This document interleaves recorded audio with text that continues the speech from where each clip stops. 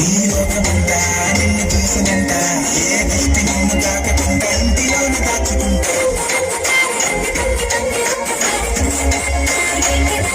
ఆ పైన లేని వెన్నెలంత నేల మీద తెచ్చినట్టు అంటే చిన్నగా ప్లాన్ చేశా. Super.